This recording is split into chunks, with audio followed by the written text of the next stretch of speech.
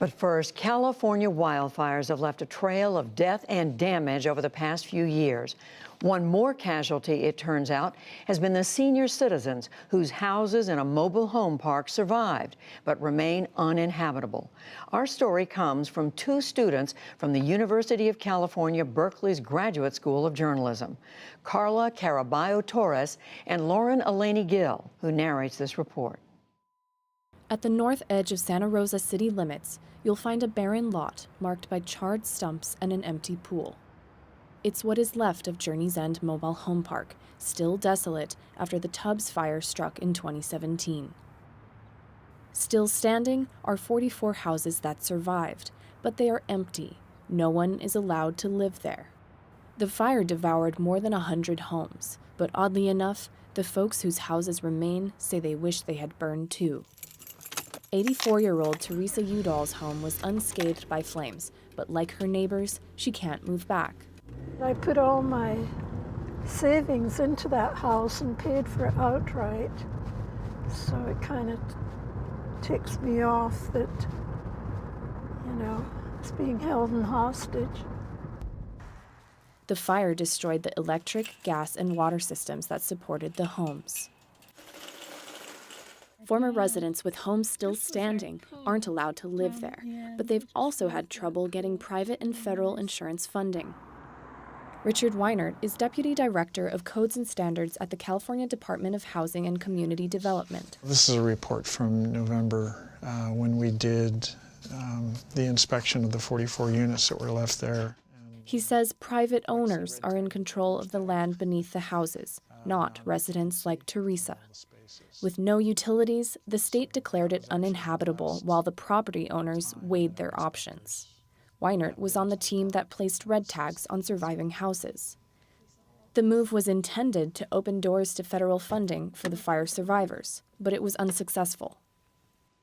We came from an idea that if we could post a non-occupancy type of notice on each one of those 44 units, then FEMA would come in with some more money for them to reimburse them for the homes. But from what I understand, unless the home was actually destroyed by the fire, that FEMA couldn't provide such funding. This is my humble abode. Lawyer Kendall Jarvis represents multiple Journey's End residents.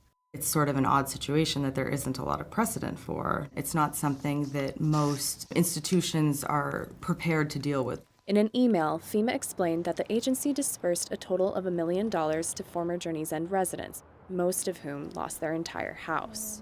Those whose houses survived received very little funding compared to those whose homes burned down.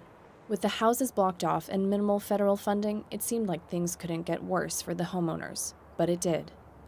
I often tell people, you suffered the loss and you thought to yourself, that was horrible. Thank God we're alive. Now, let's move forward. And then you met your insurance adjuster. Yvonne Rawhauser is among those still negotiating with her insurance for a full payout. Seeing the fires reached about 2,000 degrees Fahrenheit, the interior wiring of my home has been invalidated. When I found out my house was still standing, I was elated because I thought, oh, I can just come home.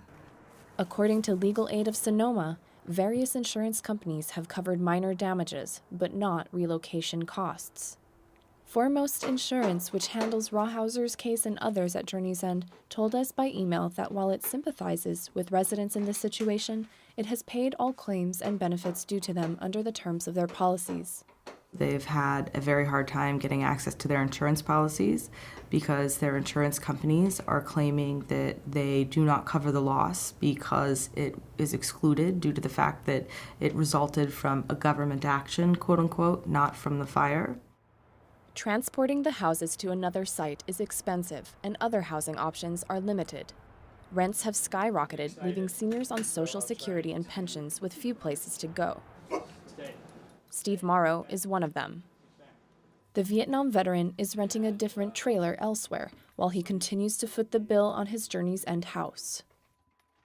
I'm retired. I want my own place. I want to live my days out with my dog. There's other people who are in the same position. They don't have the money to rent somewhere. Co-owner of the property, Ramsey Shuedo, declined to go on camera, but told us over the phone his family is partnering with a nonprofit housing developer to build a residential complex with apartments designated for the displaced seniors. It could be years before the project breaks ground. Journey's End residents say they cannot afford any more time to wait.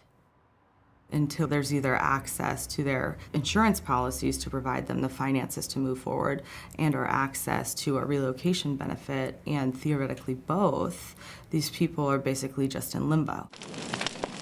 More recent fires in Northern California displaced an estimated 50,000 people, many of whom are elderly.